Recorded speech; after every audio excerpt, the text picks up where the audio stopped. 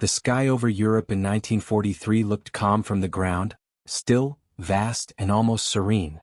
But for the men flying above it, it was a graveyard in motion. Every morning long before dawn, engines coughed to life on damp English airfields. The men of the 8th Air Force climbed into their bombers, young faces wrapped in scarves, gloved hands trembling from cold and fear. They smiled for the camera crews. But they all knew the truth, some of them would not come back. When the formation lifted into the gray sky, it looked magnificent, hundreds of flying fortresses rising in unison, engines thundering like the heartbeat of a continent preparing to strike back. But beauty in war is often the disguise of tragedy. Beyond the English coast, over the North Sea, the world changed. Flak bursts painted the sky in black flowers. German fighters, Messerschmitts and Focke-Wulfs, rose from their hidden bases, slicing through the clouds. They didn't need to search for the Americans. The sound of 1,000 engines guided them straight to the prey. By the time the bombers reached the Ruhr Valley, the sky turned into chaos. Gunners fired until the barrels glowed red. Flames trailed across the heavens. Men screamed into radios that crackled with static, their voices disappearing mid-sentence. And when the survivors returned hours later, the airfields of East Anglia filled with silence, the kind that comes only when too many bunks are empty. General Ira Eaker watched it happen again and again. Every mission deeper into Germany meant heavier losses. He knew his bombers could strike at the enemy's factories, their refineries, their war machine itself, but not without protection. And protection at that moment did not exist. The British Spitfires were legends, yes, but legends bound by range. They could dance in the skies above Kent or Normandy, but Berlin was far beyond their reach. The American P-47 Thunderbolt was a brute, tough, fast-diving, beloved by its pilots. But its fuel tanks ran dry before the bombers even reached the Rhine. And the elegant twin-boomed P-38 Lightning, a marvel of engineering, struggled in Europe's freezing altitudes, its engines faltering in the bitter cold. So when the bombers went east, they went alone. In war rooms across England, commanders searched for answers. Charts of fuel ranges and target distances littered their tables. They drew circles around Berlin, around Munich, around Hamburg, and saw only empty air where their fighters could not go. Each circle meant another city that would claim more American lives. The U.S. Army Air Forces had a simple but brutal choice. Either stop daylight bombing and abandon their strategy, or find a plane that could go all the way to Germany and back. And somewhere, quietly, such a plane already existed. It was born not in Washington or London, but in a sunny workshop in Southern California, a place that, in 1940, no one imagined would change the course of air warfare. The company was North American Aviation. Its engineers were young, ambitious, and restless. They wanted to prove that they could build something better, faster, sleeker than anything in the sky. But their first Mustang wasn't even meant for America. 2 years earlier, when Britain stood alone, its cities burning, its pilots exhausted, the Royal Air Force had begged for help. They needed new fighters and they needed them fast. The Curtiss Company, which built the P-40 Warhawk, was already overloaded. So North American made an offer. Instead of licensing another P-40, they would design a brand new aircraft from scratch, in just 120 days. It sounded like madness. But desperation has always been the mother of invention. By the fall of 1940, the prototype stood gleaming on the tarmac. A long, graceful fuselage, thin laminar flow wings, a bubble canopy, and a promise. The British called it the Mustang MKI. It looked fast even standing still. But beauty can be deceiving. When the first Mustangs went into service, the RAF pilots quickly found its fatal flaw: its American-built Allison V1710 engine. At low altitudes, the Allison performed well, smooth, reliable, strong. But above 15,000 feet, where real air battles were fought, it wheezed and faded. The engine's single-stage supercharger simply couldn't breathe in the thin air. The Mustang could sprint low and fast, but it couldn't climb with a Messerschmitt or chase a Focke-Wulf at high altitude. In the eyes of many, it was a disappointment. A fast ground attack plane maybe, but not a true air superiority fighter. In another timeline, the Mustang might have ended there. A footnote in history, one more what if, in the archives of aviation. But in 1942, Britain was still fighting for its life, and Britain had never been good at giving up. At Rolls-Royce, deep in the Derby countryside, engineers were experimenting with a different engine, the Merlin. This was no ordinary power plant. It was the heart of the Spitfire, the roar that had carried Britain through the Battle of Britain itself. The Merlin was a masterpiece of metallurgy and mathematics, a 27-liter V12 liquid-cooled, supercharged, and full of soul. Someone had a simple, almost reckless idea. What if we put a Merlin into the Mustang? On paper it looked improbable. The airframe was American. The engine British. The fit, complex, untested. But war doesn't wait for perfection. In October 1942, the first test began. The mechanics bolted the Merlin into the Mustang's narrow nose, rewired the systems, and rolled it out into the cold English air. The test pilot climbed in, fastened his harness, and eased the throttle forward. The Merlin roared to life, not with the smooth hum of the Allison, but with a deep, visceral growl that vibrated in the chest. The propeller blurred into a silver halo. The aircraft began to move. As it left the ground, something happened that no one in the hangar would ever forget. The Mustang didn't just take off, it leapt. It climbed like a rocket, accelerating with effortless grace, slicing through the clouds. The engineers on the ground could hear it long after it vanished from sight, that unmistakable Merlin scream echoing across the hills. When the pilot landed, he pulled off his goggles and grinned. He said only 4 words, "This one's a killer." The numbers confirmed it. With the Merlin engine, the Mustang's top speed increased by nearly 100 kilometers per hour. Its service ceiling jumped by more than 10,000 feet. It could now fly higher, faster, and farther than anything the Allies had.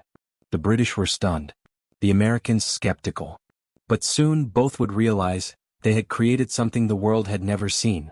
A fighter that could escort bombers from England to Berlin, fight at altitude, and come home with fuel to spare. A miracle born of desperation and collaboration. For years, Britain had given the world words like defiance, resilience, and Spitfire. Now she gave America a gift, a secret engine that would turn a good airplane into the most feared fighter of the war. The Rolls-Royce Merlin didn't just make the Mustang faster. It made it immortal. Still, in 1943, few outside a handful of test pilots and engineers knew what was coming. To the brass, it was just another experimental aircraft, a British curiosity. But those who saw it in flight, those who felt its power, sensed the shift. They understood that something had changed. One British officer wrote in his diary that winter, "If this machine can be built in numbers, the Hun will soon know what fear means." But the Mustang story wasn't just about horsepower or altitude. It was about partnership, the unlikely marriage of two nations' genius. American design, British engineering. Together they had built a weapon not out of dominance but out of shared survival. It's strange to think that one of the deadliest aircraft in history was born not from hatred, but from cooperation. And yet, in the quiet hangars of Rolls-Royce, surrounded by the smell of oil and steel, that cooperation became a living, breathing sound, the high-pitched scream of the Merlin at full throttle. The sound that would soon haunt German skies. Imagine it, dawn over England, frost glinting on the grass, the Mustang's propeller already spinning. A pilot walks toward it, helmet under his arm, jacket zipped against the cold. He's 21 years old.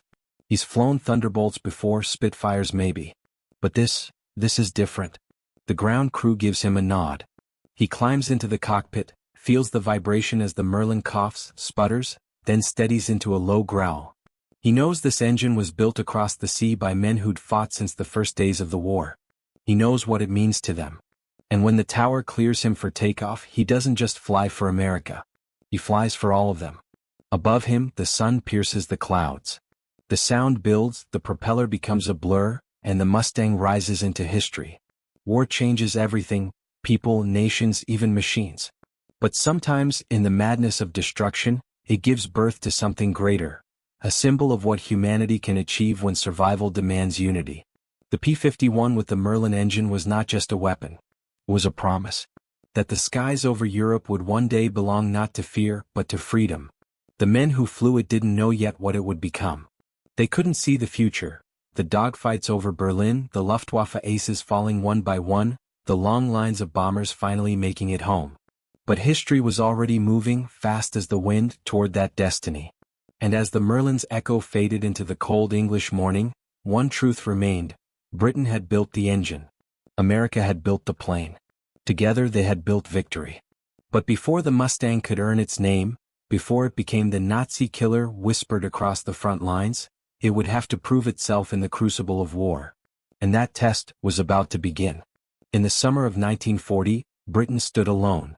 The beaches of Dunkirk were still stained with oil and blood. France had fallen. Across the Channel, the German war machine gathered like a thunderstorm. Every day the sirens wailed. Every night, the skies above London glowed red. The Blitz had begun. Factories were turned into fortresses of steel and smoke. Women worked around the clock, riveting fuselages, forging engines, stitching canvas. In the fields of Kent and the cliffs of Dover, the Royal Air Force fought for the very right to breathe. It was a new kind of war, one fought not by armies on the ground but by the unseen duelers in the sky. At the heart of that battle was an engine, the Rolls-Royce Merlin. It was not born from perfection but from necessity. In 1933, Rolls-Royce had begun experimenting with liquid-cooled engines for fighters that didn't yet exist. They named the series after birds of prey, the Kestrel, the Peregrine, and finally, the Merlin. The Merlin was an engineer's paradox, complex yet elegant, fragile yet unstoppable. Each one was hand-built by craftsmen who understood that a single flaw, a tiny bubble in a cooling line, a miscast valve, could mean the difference between a pilot's life and death. It was said that if you stood in the factory and listened closely, you could hear the heartbeat of Britain itself. By 1940, that heartbeat echoed through every Spitfire and Hurricane that rose to meet the Luftwaffe. When the Germans came across the Channel, they expected victory in days. Instead, they found the Merlin waiting for them. Its scream over the white cliffs became the sound of defiance. Each roar from a Spitfire engine was a declaration that Britain was not finished yet. But the war was a hungry beast. Engines burned out faster than they could be built. Factories were bombed. Supply lines shattered. Rolls-Royce turned to shadow plants in secret locations, small workshops in barns and schools, where women, students, and pensioners assembled parts under blackout curtains. The Merlin was not just a machine. It was a symbol, a promise that the island would survive. Yet survival came at a price.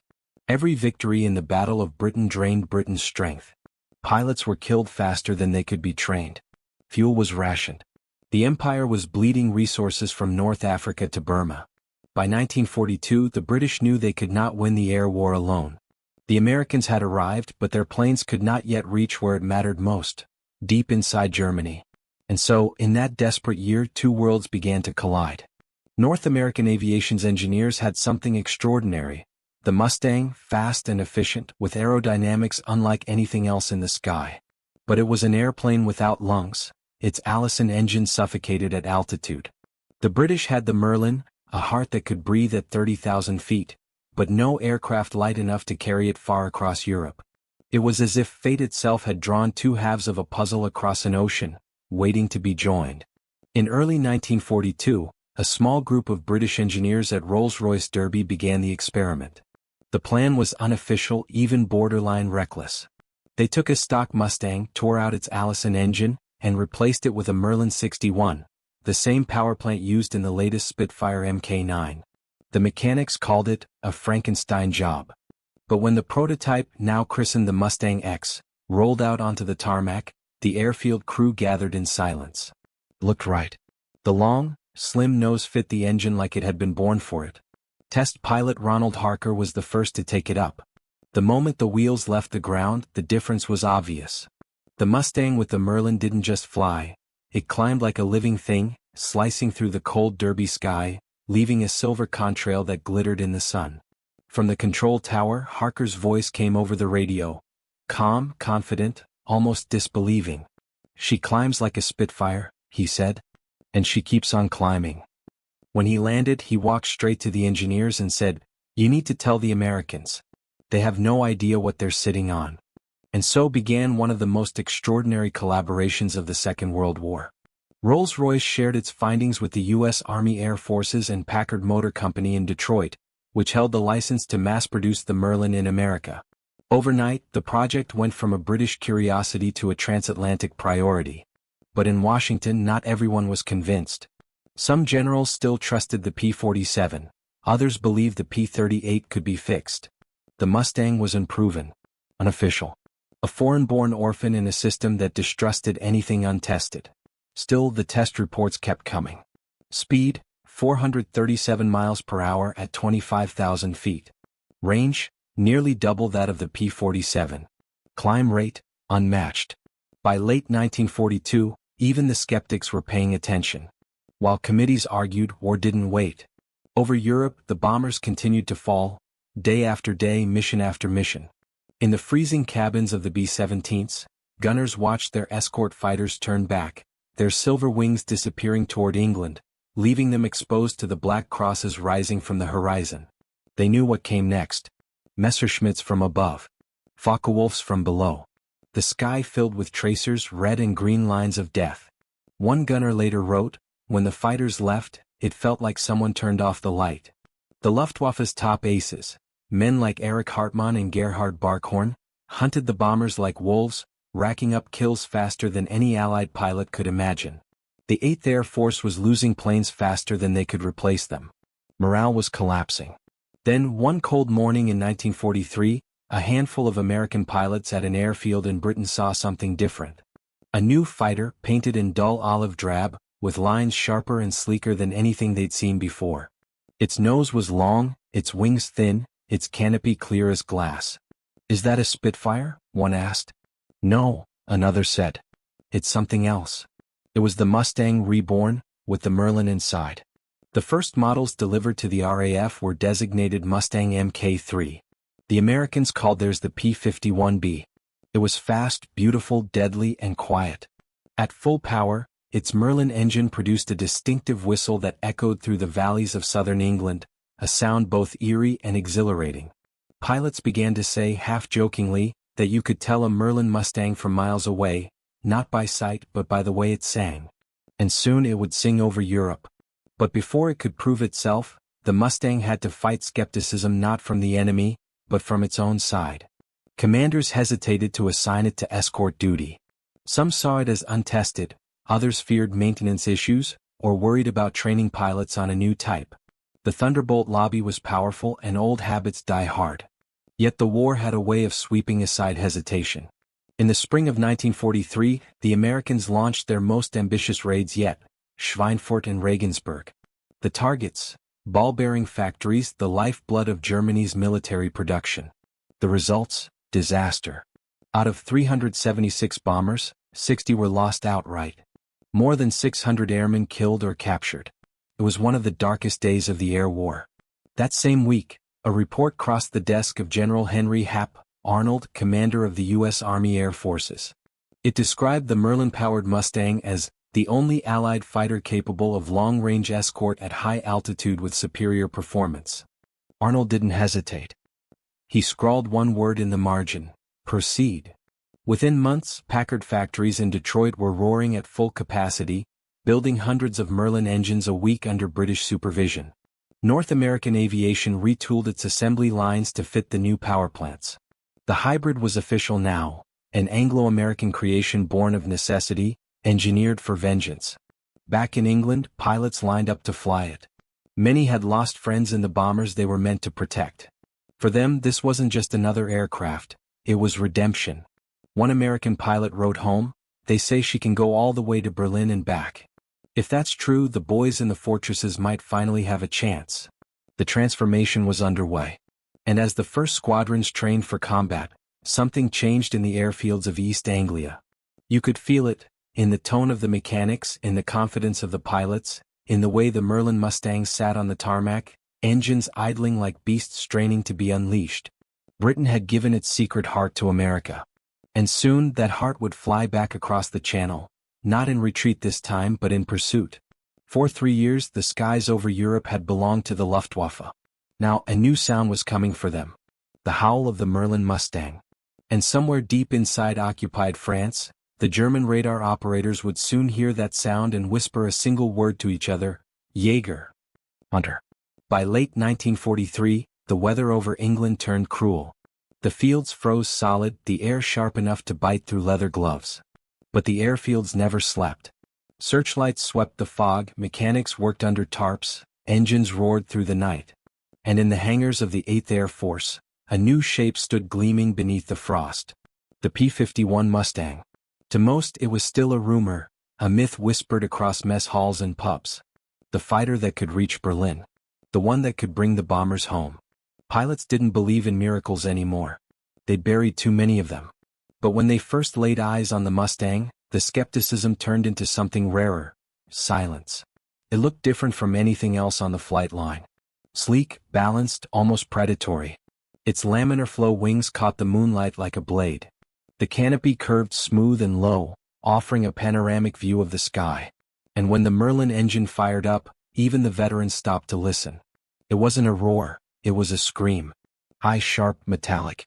Like a violin played by the devil himself. The first American units to receive the Merlin Mustang were the 354th Fighter Group, based at Boxted in Essex. Their mission was simple in words, impossible in practice: escort the bombers all the way to Germany, and bring them back. The night before their first mission, the pilots sat around the briefing room. Cigarette smoke hung thick in the air. On the blackboard, the flight path traced a line deep into enemy territory, past the Rhine, past Hanover, all the way to Bremen. For years that red line had been a death sentence. But this time they had something new. One pilot, Lieutenant Don Blakesley, wrote in his diary that night, "The Mustang doesn't just fly. It hunts." At dawn they took off into the rising sun. Dozens of P-51s climbed through the morning haze, their contrails stitching white scars across the pale sky. Behind them came the thunder of B-17s and B-24s, flying in massive formations, stretching from horizon to horizon. For the first 2 hours, nothing. Just wind, sunlight, and the endless hum of engines. Then the call came over the radio: bandits. 11 o'clock high. The Luftwaffe had arrived. Messerschmitts dove out of the clouds, cannons flashing, tracers streaking through the formation. In the past, this was the moment the escorts would peel away, low on fuel, out of range, leaving the bombers to fend for themselves. But this time, they didn't turn back. The Mustangs stayed. They climbed, turned, and met the Germans head-on. The Merlin engines screamed as the Mustangs dove into the fight, cutting through the enemy formation with impossible speed. In the chaos, one German pilot radioed a single, panicked phrase: "Neue Jäger." New fighters. What followed was unlike anything the Luftwaffe had faced since 1940. The Mustangs didn't just protect the bombers, they dominated the sky. Their speed allowed them to chase the enemy at will, their range meant they could stay in the fight for hours. And when the German fighters tried to escape by diving, the Mustangs followed, unrelenting, their Merlin engines howling with fury. By the end of that day the bombers returned home, most of them. For the first time in months the losses were minimal. And in every debriefing room from England to Washington, one word kept appearing in reports: Mustang. General Eaker read them in disbelief. General Arnold smiled for the first time in months.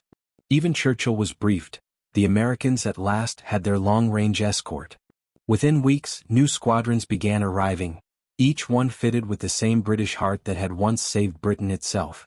The P-51B became the new standard-bearer of Allied air power. And as 1944 began, the real test awaited. Berlin. The city was the core of the Reich, its industry, its command, its pride. To bomb Berlin in daylight was to strike at the heart of Nazi Germany. But every previous attempt had ended in disaster. The Luftwaffe had guarded the capital with everything it had: hundreds of fighters, radar-guided flak, and the deadliest pilots of the war. But the Allies had changed the equation. On March 4, 1944, American bombers set course for Berlin, again. This time they weren't alone. Hundreds of Mustangs rose from the English coast, climbing into formation, their Merlin engines singing in unison. Each pilot carried not just guns and fuel but the weight of history. They were flying into the lion's den. Over the North Sea, the radio crackled with tension. Maintain formation. Watch your altitude. Then silence.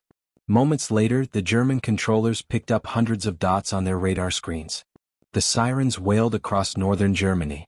Messerschmitt squadrons scrambled, Focke-Wulfs roared into the air. The Luftwaffe still believed they held the advantage. They were about to be disillusioned. When the two forces met, 20,000 feet over central Germany, the sky turned white with contrails. And then it turned red. For the first time, the Luftwaffe was not the hunter, it was the hunted. The Mustangs cut through them like falcons among crows. Every time a German tried to climb for an attack, a Mustang was already above him. Every time he dove to escape, the Mustang was on his tail. The German aces, Men who had ruled the air for years, suddenly found themselves outflown, outgunned, and outrun. One Luftwaffe pilot later wrote, "They came from nowhere. They were faster, higher, and they stayed there." By evening, the surviving bombers returned to England. The losses were still heavy, but acceptable. The raid had reached Berlin. The impossible had been done. And the Luftwaffe, for the first time, had no answer. In the following weeks, Allied pilots began sweeping the skies clear. They called it fighter sweep missions, hunt and destroy operations designed to break the Luftwaffe's back. They dove on airfields, strafed trains, and shot down anything that dared rise to meet them. German pilots nicknamed the Mustang der Lange Arm, the long arm, because it reached them everywhere. Nowhere was safe. But victory always has a shadow. Every time a Mustang returned with bullet holes in its fuselage, the pilots knew that someone else hadn't. The air war was still a brutal affair. Even the best engine in the world couldn't change the fact that death lived in the sky. The P-51 had become a symbol of dominance, but also of cost. The men who flew it carried that duality in silence. At night, in the barracks, they drank, wrote letters, stared at the ceiling, listening to the wind rattling the hangar doors. They knew tomorrow would come again, and with it, another mission into the cold, indifferent sky. Still, there was pride, an unspoken pride that ran through every pilot, every mechanic, every engineer on both sides of the Atlantic. They had built something extraordinary together. The British had given the engine, the Americans the wings. And in that fusion of necessity and genius, they had created a weapon that could finally turn the tide. By the spring of 1944, the Luftwaffe was bleeding. Its veteran aces were dead or exhausted, its fuel supplies crippled by Allied bombing, its new pilots barely trained. The once invincible German Air Force was now dying, one dogfight at a time. But in every victory there was a question. Had the Allies crossed the line? Were they still fighting for freedom, or for revenge? The Mustang's power made it more than a tool. It was a symbol of what happens when fear and innovation collide. A machine built for protection, that became an instrument of domination. And yet, for the men who flew it, that moral weight didn't come with politics or philosophy. It came in flashes, moments you could feel but not explain. A German pilot bailing out, his parachute drifting helplessly as the Mustang circles above. A formation of bombers limping home, one wing torn apart, but alive because the Mustangs had stayed. A mechanic in England wiping oil from his hands, staring at a bullet hole in a Merlin engine that had brought its pilot back from hell. That was what the war had become. An endless cycle of invention and destruction, of progress bought with blood. And through it all, the Mustang kept flying, faster, farther, higher. The perfect predator in a war that demanded perfection. One American pilot years later said, "The P-51 wasn't just a plane. It was the moment we took back the sky." By mid-1944, the outcome was clear. The Luftwaffe was broken. The Allies owned the air. And on the ground, the invasion of Europe, Operation Overlord, was about to begin. But even in victory there was reflection. The men who'd seen the sky burn knew that nothing about this triumph was clean. Every new advance came with a cost, every victory with a shadow. Because in war, innovation doesn't come from brilliance alone. It comes from desperation, from the quiet terror of realizing that survival depends on building something the world has never seen. The Mustang with its Merlin engine was born from that terror. And from it came power beyond imagination. It was the thin line between fear and progress, between survival and morality. And soon, as the Allies prepared to cross the Channel, that line would blur again, this time not in the sky but over the beaches of Normandy. By June of 1944, the air over Europe belonged to the Allies. It hadn't come cheap. Every mile of sky had been bought with metal, fire, and blood. The Luftwaffe was a shadow of its former self. Its once legendary aces were gone, killed, captured, or too exhausted to fly. Fuel shortages grounded entire squadrons. Factories that once built Messerschmitts now lay in ruins, flattened by the bombers they had once hunted. But those bombers were no longer alone. High above them, glinting in the summer sun, the Mustangs roamed like guardians, lean, elegant, deadly. They didn't just escort anymore. They hunted. Rail yards, convoys, airfields, nothing was safe. The sky had flipped. The hunter had become the hunted. And for the first time in 4 years the German people looked up, and saw enemy fighters where their own had once flown. The change was total, almost biblical. The Merlin engine, born from British defiance, raised in American steel, now carried justice across the Channel. To the ground crews in France, the sound of that engine became the sound of the end. On June 6, 1944, D-Day, the Allies launched the greatest invasion in human history. At dawn, over 5,000 ships crossed the English Channel. Below them, the sea churned with landing craft. Above them, the air was filled with thousands of aircraft, bombers, transports, gliders, and fighters. And at the tip of that vast aerial armada were the Mustangs. They patrolled the beaches of Normandy, cutting down any German aircraft that dared to rise. They strafed roads, bridges, and troop columns, sealing off the battlefield from above. To the soldiers fighting below, the Mustang was a symbol of hope. To the enemy, it was the angel of death. On that single day, the Luftwaffe managed only a few scattered sorties. Most were destroyed before they even reached the beaches. The Allies had achieved the unthinkable, complete air superiority. But for the men in the cockpits, victory didn't feel like triumph. It felt like exhaustion. They'd flown through fire for years. They'd seen friends vanish in midair, heard last words cut short by static. Every new mission was supposed to bring them closer to peace. Yet somehow, peace felt farther away than ever. In the quiet moments between sorties, they sat on ammo crates, smoking in silence, staring at the horizon. They'd won the sky, but lost something else along the way. Freedom, perhaps. Innocence. The belief that war could ever be just. The Mustang was perfect, too perfect. It made killing effortless. One squeeze of the trigger, and the world below erupted in flames. Trains exploded, trucks disintegrated, pilots never even saw who killed them. And for a moment, just a moment, some of the men began to wonder what all this perfection really meant. Because the same brilliance that created the Mustang could have built something else, something that healed instead of destroyed. But in 1944, morality had no altitude, only results. By July, the Mustangs were everywhere, over Normandy, over Paris, over Germany itself. They were escorting bombers to Munich, to Dresden, to the very edge of the Reich. And the Luftwaffe simply couldn't stop them. Pilots like Bud Anderson, George Preddy, and Chuck Yeager became legends. They flew deep into enemy territory, chasing German fighters to the ground, sometimes even strafing them as they landed. Their kill counts rose higher than anyone had thought possible. Some called it skill. Others, vengeance. The truth was more complicated. War doesn't breed heroes, it breeds survivors.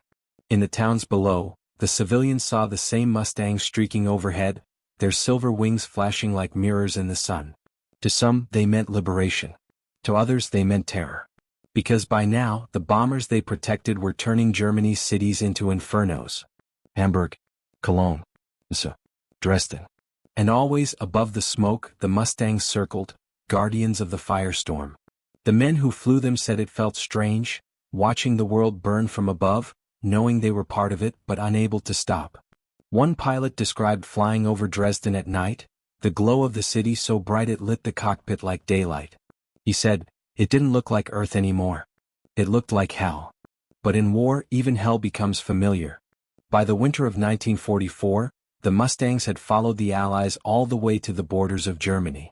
The once invincible Luftwaffe tried one last desperate counterattack. The Ardennes offensive, the Battle of the Bulge. As the German armor surged through the snow-covered forests, the skies turned gray again. At first, bad weather grounded the Allied air forces. The Germans moved fast, reclaiming lost ground. But when the clouds finally lifted, the Mustangs returned. They came like a storm, low, fast, merciless. Columns of tanks were shredded from the air. Convoys were destroyed before they even reached the front lines. The Luftwaffe sent up everything it had left. Old planes, inexperienced pilots, even jet prototypes like the Me-262. But the outcome was already written. The Mustang was faster in the dive, steadier in the climb, and relentless in the chase. It was not just an aircraft now, it was inevitability. By the spring of 1945, there were no more great battles to fight in the air. The sky over Europe belonged entirely to the Allies. German airfields were graveyards, rows of shattered fighters, burned-out hangars, and silent control towers. And yet, as victory approached, an unease began to settle in. The pilots knew what they'd accomplished. They'd tamed the sky. They'd won the war that had begun as a desperate gamble for survival. But they also knew what they had seen, and what they had done, to get there. The Mustang, the pride of both nations, was more than a machine. It was the embodiment of a truth that no one wanted to say aloud, that progress and destruction are twins born of the same fire. The Rolls-Royce Merlin, the engine that had once roared over Britain in defense, now roared over Germany in vengeance. It was the same sound but a different meaning. That paradox haunted many of its pilots long after the guns went silent. Some never flew again. Some couldn't sleep without the sound of the Merlin echoing in their dreams. And some, even decades later, would stop mid-sentence when they heard the word Mustang. Because for them it wasn't a legend. It was a memory, a living, burning thing that had carried them through the sky and through their own humanity. One pilot, when asked years later what it felt like to fly the Mustang, said, "It felt like being young and invincible, until the day it didn't." He paused. Then added quietly, "And after that it felt like guilt." By April 1945, the war in Europe was almost over. Berlin was encircled, the Third Reich collapsing under its own madness. The Mustangs flew one final mission, escorting bombers not to destroy but to remind. There was nowhere left to run. From the air, the once mighty capital looked like a skeleton. Smoke still rose from its ruins, curling upward into the same sky that had once seemed invincible. When the surrender finally came, there was no cheer on the airfields of England. Just silence. Pilots looked at their planes, touched the cool metal, and realized that their purpose, this beautiful, terrible machine, was finally over. Some Mustangs would go on to fight again over Korea, even in the jungles of Vietnam. But their moment, their golden, tragic moment, was ending. In hangars across England and America, mechanics drained their fuel, cleaned their guns, and wheeled them into storage. The war was done. The sky was free. Yet even in peace, the Merlin's voice never truly faded. It lingered, in museums, in air shows, in the hearts of those who'd heard it once and never forgot. A sound both triumphant and mournful. Because that engine, that perfect marriage of British brilliance and American audacity, had done what no one believed possible. It had changed history. But at what cost? How many men had vanished into the smoke to prove that innovation could win wars? How many lives had been the fuel that powered progress? The P-51 Mustang was the masterpiece of its age. But masterpieces in war are never without their shadows. And as the world celebrated victory, the men who had lived through it knew something that the history books would never say, that behind every roar of triumph was a whisper of loss. That even the most perfect machine cannot escape the imperfection of man. When the war ended, the sky fell silent. For the first time in 6 years, the world looked up and saw peace. Across the airfields of England, France, and Germany, the engines cooled. The hangars that once echoed with thunder now held only ghosts. Rows of Mustangs stood in the pale sunlight, their metal skins scarred, their propellers still. They had survived the war, but like the men who flew them, they would never be the same. Pilots returned home to small towns and quiet streets. They traded flight suits for civilian clothes, medals for anonymity. Some found work in new air services. Others simply walked away, never setting foot in a cockpit again. The sky that had once defined them now belonged to memory. The world was moving on. Factories that once built war machines now built cars, refrigerators, televisions. But in the silence of peacetime, the sound of the Merlin still lingered, like an echo that refused to die. In America, the P-51 Mustang became an icon. It flew in air shows, graced posters, appeared in movies. Children built model kits of it, their fathers watching quietly, remembering faces that would never grow old. In Britain, the Merlin engine became legend, a symbol of the island's resilience. Rolls-Royce returned to making engines for peacetime, but the name Merlin remained sacred. It had defended freedom once. It had helped win a world back from darkness. The irony wasn't lost on history. An engine built to protect Britain had also burned Germany. A partnership born of survival had rewritten the meaning of power. For engineers and historians alike, the P-51 represented something beyond its specifications. It was the first true transatlantic invention of the modern age, a machine that fused two nations' ingenuity into one living idea. It proved that collaboration could be mightier than conquest. But to the men who lived it, the memory was more personal. In reunions decades later, the surviving Mustang pilots gathered in hangars and museums, standing beside the very aircraft they had flown. Their hair was gray, their hands unsteady, but when the engine started up again, something changed. That same old sound, the the rising wail of the Merlin, filled the air once more. And suddenly they were young again. Back in 1944. Climbing through the clouds with sunlight flashing off their wings. You could see it in their eyes, the mixture of pride and sorrow, of glory and guilt. They smiled, but the silence between the smiles said everything. They had lived through the cost of progress. Because that's what the Mustang truly was. Not just a weapon. A revelation. It showed what human beings could achieve when fear forced them to innovate, when desperation burned brighter than reason. But it also showed how easily invention, once unleashed, could outrun morality. The Mustang was born to save lives. It ended up taking thousands. And yet, it may have shortened the war, saved millions more, and redefined what air power could mean. That's the paradox of history. Every triumph hides a tragedy. Every innovation carries a shadow. The Merlin engine was built by hands that believed they were defending life. The Mustang carried those same hands' hopes across an ocean, and turned them into a storm. And yet, even knowing that, it's hard not to love it. To look at its lines, to hear its song, and not feel something profoundly human. Because beneath the steel and the rivets, beneath the roar of the engine and the glint of the wings, there is a story, not of machines but of people. People who dared to dream, to build, to fight, to survive. In that sense, the Mustang wasn't just an aircraft. It was a mirror, showing us both the brilliance and the brutality of the human spirit. After the war, the Mustang continued to fly. It fought in Korea, raced in Reno, and circled the skies of history. But none of those flights ever carried the same weight as the first. The flight that began with a desperate idea in a foggy British hangar, the day a British heart met an American body, and together they learned to soar. When you see a P-51 today, polished and restored, rising into the air at an airshow, you hear more than just an engine. You hear a memory, the echo of a time when the world's fate depended on speed, on courage, on invention. You hear the sound of youth, of fear, of hope. And if you listen closely, you can almost hear the ghosts whispering through the slipstream, voices of men who once looked out from that same canopy and saw the world burning below.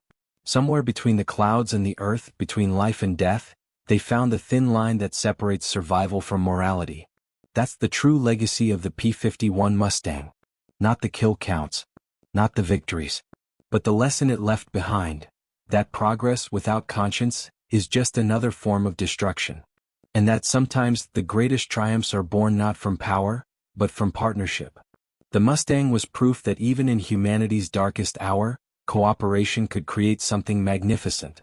That two nations, bound by fear, could build not just a machine, but a symbol of endurance and unity. And in the years that followed, that idea would become the blueprint for a new world.